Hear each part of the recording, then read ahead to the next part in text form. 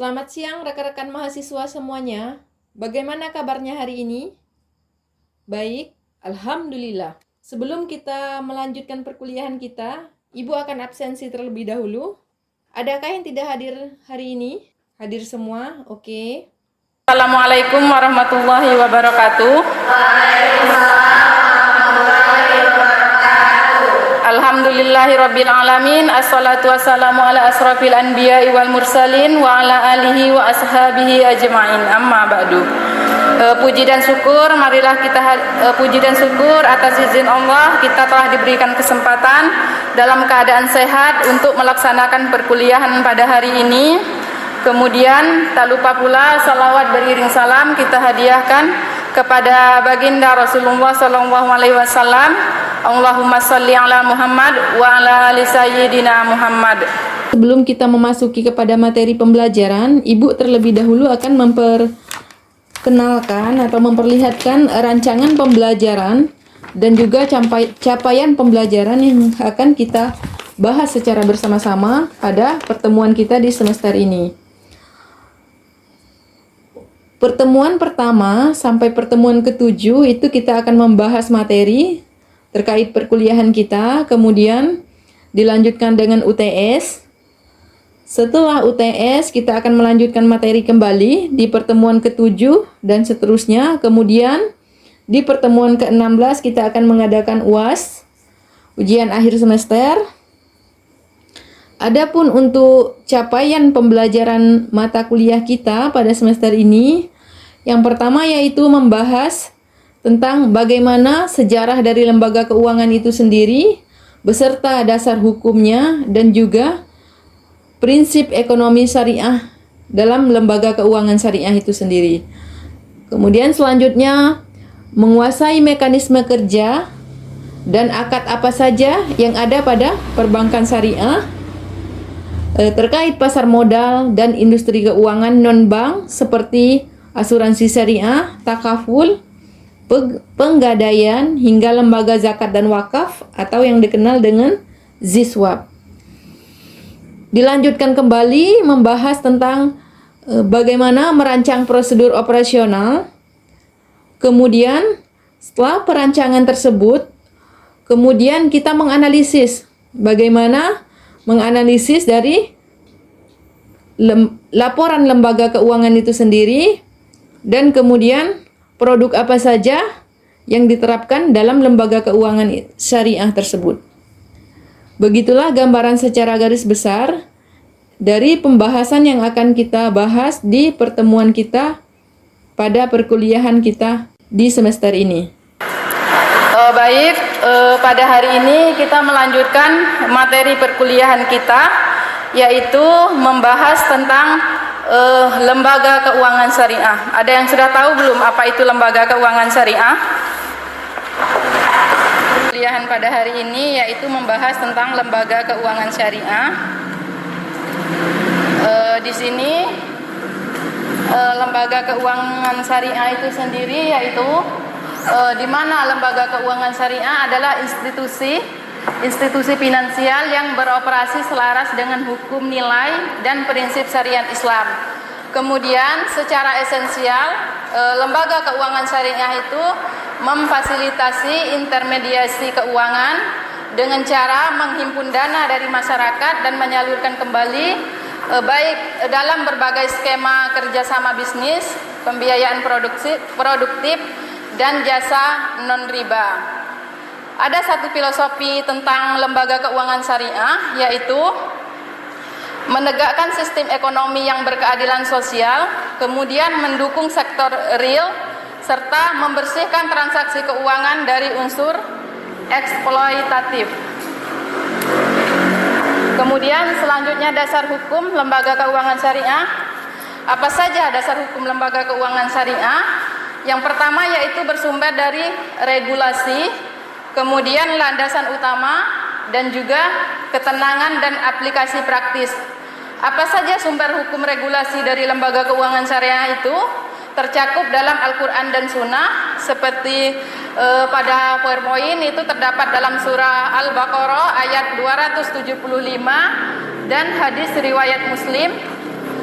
dan hadis riwayat Muslim, di mana pada aplikasi praktisnya yaitu menjelaskan bahwa pemberian legitimasi kebebasan berbisnis dan larangan keras mempraktikkan riba dalam segala bentuk. Kemudian dasar hukumnya bukan hanya bersumber pada Al-Quran dan Sunnah saja, akan tetapi ada pada Fatwa DSN MUI, di mana mengatakan bahwa Fatwa Dewan Syariah Indonesia dalam aplikasi praktisnya menjelaskan bahwa interpretasi hukum harian yang menjadi setiap produk finansial memenuhi kepatuhan syariah. Kemudian dalam Undang-Undang Republik Indonesia itu terdapat pada Undang-Undang Nomor 21 Tahun 2008 tentang Perbankan Syariah. Kemudian pada aplikasi praktisnya terdapat legislatif formal, pengawasan otonom, sektor kelembagaan, serta pelindungan hak hukum nasabah syariah. Kemudian pada Undang-Undang Reformasi itu terdapat pada Undang-Undang Nomor 4 Tahun 2023, di mana pada aplikasi praktisnya mengatakan bahwa pengeluaran ekosistem keuangan syariah terintegrasi dan harmonisasi pengawasan di bawah otoritas jasa keuangan syariah. Kemudian apa saja sih prinsip operasional dari lembaga keuangan syariah itu sendiri? Di sini ada 3 prinsip yang diterapkan dalam operasional lembaga keuangan syariah. Yang pertama yaitu prinsip keadilan dan keseimbangan, kemudian prinsip kemitraan sejajar, dan juga pencegahan terhadap mudarat. Apa itu keadilan dan keseimbangan? Yaitu pembagian untung rugi secara adil, berlandaskan kontribusi modal, keahlian, serta risiko. Risiko masing-masing pihak melalui persetujuan nisbah di awal. Kemudian kemitraan sejajar. Kemitraan sejajar itu yaitu memposisikan nasabah dan lembaga keuangan sebagai mitra bisnis yang setara, kemudian tumbuh bersama melalui sinergi investasi real yang halal. Kemudian bagaimana pencegahan mudarat dari lembaga keuangan syariah itu sendiri dalam pelaksanaan operasionalnya, yaitu larangan absolut terhadap riba, larangan bunga, jaminan, maisir atau spekulasi judi, garar dan sebagainya, dan investasi pada sektor non halal. Selanjutnya klasifikasi lembaga. Apa saja klasifikasi lembaga keuangan syariah? Itu terdapat 2 lembaga. Yang pertama yaitu lembaga keuangan bank, kemudian lembaga keuangan non bank. Di mana lembaga keuangan bank itu meliputi struktur kelembagaan. Dalam hal ini meliputi Bank Umum Syariah atau disingkat dengan BUS, kemudian unit usaha syariah, dan juga bank perekonomian rakyat. Kemudian apa saja fungsi operasional dari keseimbangan lembaga keuangan bank tersebut? Yang pertama yaitu menyediakan layanan clearing, kemudian lalu lintas pembayaran, dan juga penghimpunan dana giro atau deposito, serta pembiayaan komersial besar hingga menengah. Kemudian bagaimana dengan lembaga non bank itu sendiri?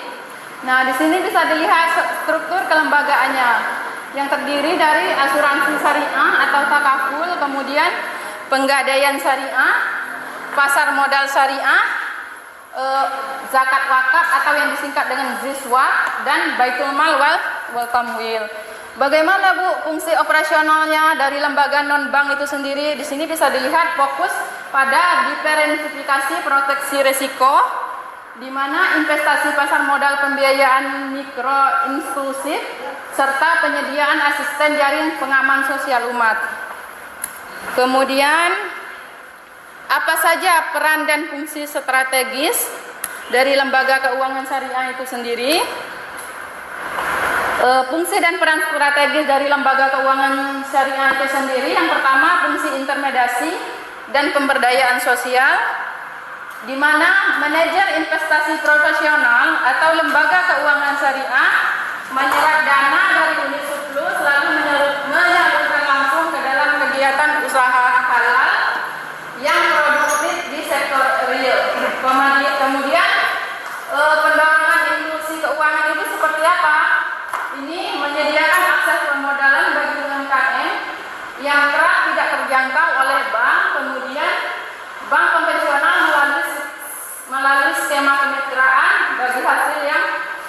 aktif. Kemudian fungsi baitul mal atau sosial. Di sini fungsinya yaitu mengelola dana siswa, yaitu zakat infak sedekah secara produktif guna meningkatkan taraf hidup masyarakat rentan dan mengikis ketimpangan ekonomi. Sekian pemaparan materi dari Ibu pada hari ini. Kepada rekan-rekan mahasiswa semua, apabila dalam penyampaian ada yang belum dipahami atau ingin bertanya, dipersilahkan untuk bertanya. Ya, silakan. Assalamualaikum warahmatullahi wabarakatuh. Waalaikumsalam warahmatullahi wabarakatuh. Saya ingin bertanya, dapatkah diberikan contoh penerapan prinsip keadilan dan keseimbangan dalam lembaga keuangan syariah? Sekian dan terima kasih. Terima kasih atas pertanyaannya, Saudari Cindy. Next, ada lagi yang mau bertanya? Ya.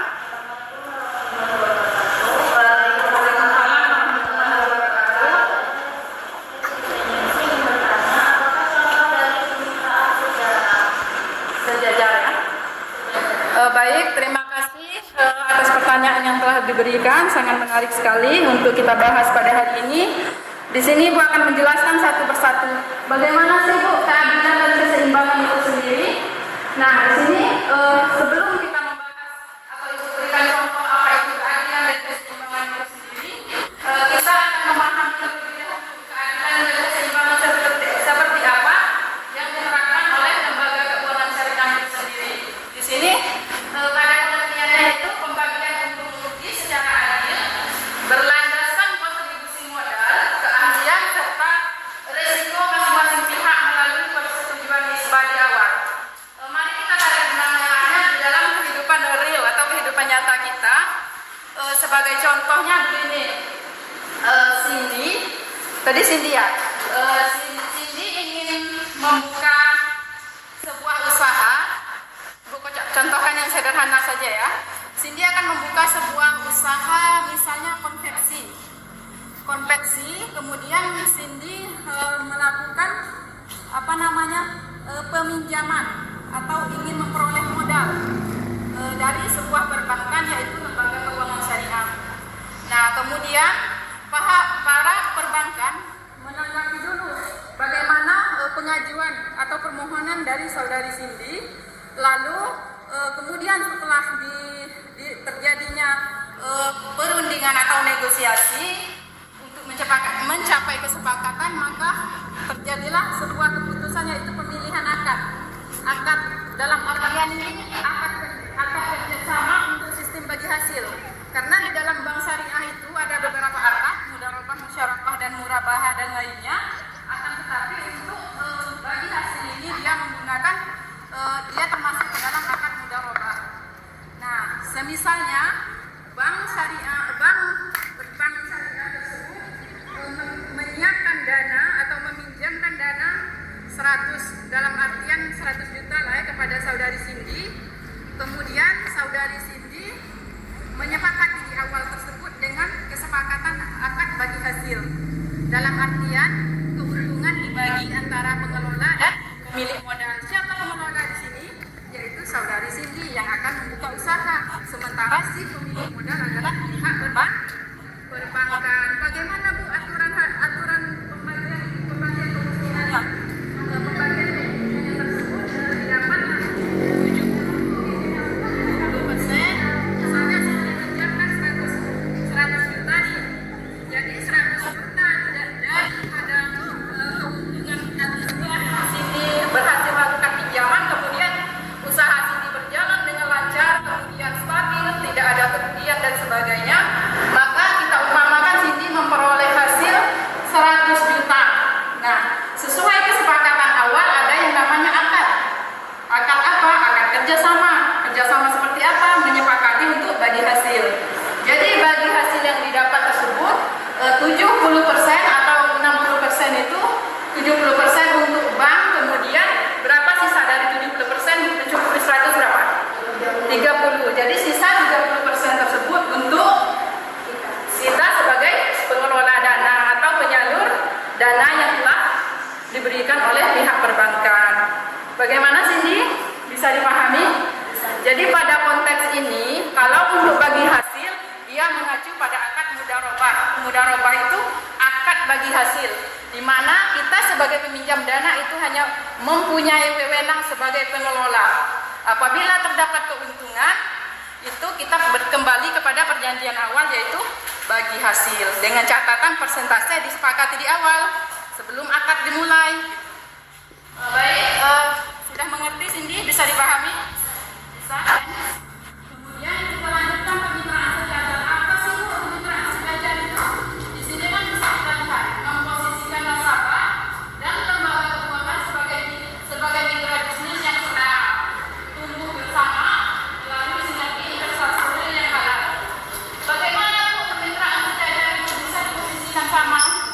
Nah, kembali lagi kita kepada tuntunan kemitraan sejajar.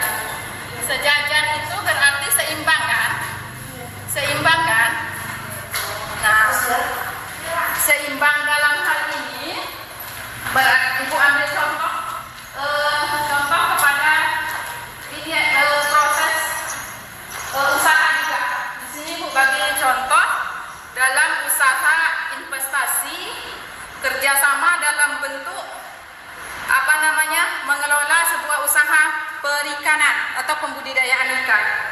Di sini Ayunda, si Ayunda ini bisa dikatakan kemitraan saja apabila Ayunda ini sendiri juga mempunyai modal dari kalkulasi yang akan dipinjam. Misalnya Ayunda punya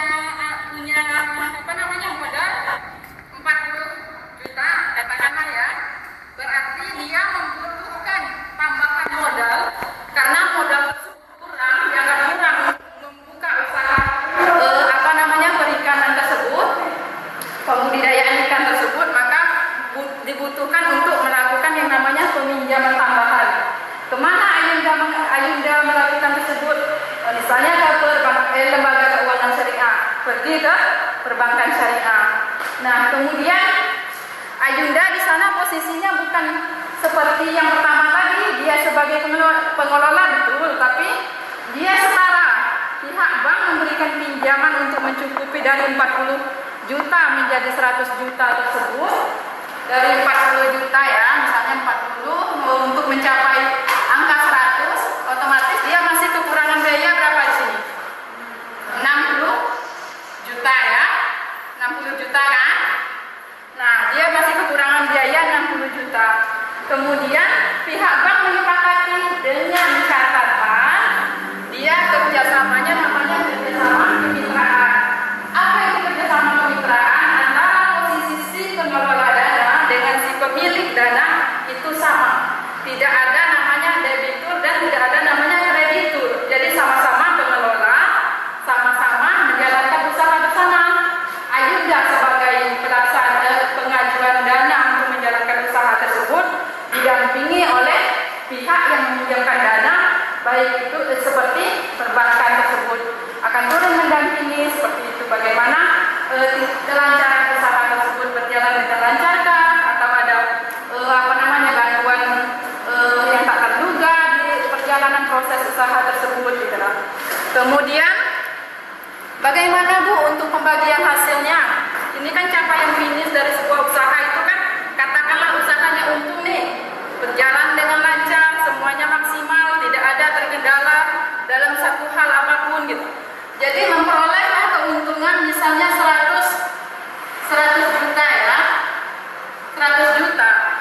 Di dalam kalkulasi 100 juta ini kita kembalikan tadi berapa Ayunda punya modal awal? 40 juta. Berarti sisa pemilik modalnya adalah lembaga keuangan saya. Berapa sisa modal yang dia kasih untuk mengelola usaha tersebut? 60 juta. Begitu juga pembagian keuntungannya. Jadi 60% untuk perbankan, 40% untuk si Ayunda sebagai pengelola, sekaligus posisinya sekali lagi sama-sama pengelola usaha, tidak ada pembeda antara debitur maupun kreditur. Kalau yang bagi hasil tadi itu ada pembedanya, si pemilik dan si pengelola gitu. Jadi begitulah kira-kira. sekian. Kemudian bagaimana Ayunda? Bisa dipahami penjelasan dari Ibu? Kesimpulan dari perkuliahan yang kita bahas pada hari ini adalah secara garis besar, dengan kita mempelajari mengenai lembaga keuangan syariah itu sendiri, maka kita dapat mendapatkan pemahaman mendasar bahwa sistem ini bukan sekedar alternatif dari sistem konvensional, melainkan sebuah sistem ekonomi yang berbasis pada nilai keadilan dan etika Islam. Kemudian dengan mempelajari lembaga keuangan syariah ini, dengan hadirnya lembaga keuangan syariah itu sendiri, mampu memberikan solusi ekonomi yang adil dan juga transparan karena minim resiko sistematik. Artinya apa di sini? Karena berbasis pembagian resiko atau risk sharing. Kemudian dengan adanya pembelajaran ini menyadarkan kita bahwa keuangan syariah bukan hanya untuk umat muslim, melainkan sebuah sistem universal yang mengutamakan keberlanjutan ekonomi dan kesejahteraan bersama secara moral. Dalam surah Al-Mumtahanah ayat 8, melarang pemaksaan agama dan mewajibkan umat Islam berbuat baik serta berlaku adil kepada sesama manusia selama tidak ada permusuhan. Dalam konteks ini, Islam menganjurkan untuk kita sesama manusia senantiasa menghargai, menjalin hubungan baik, bertoleransi meskipun dengan agama yang berbeda. Sekian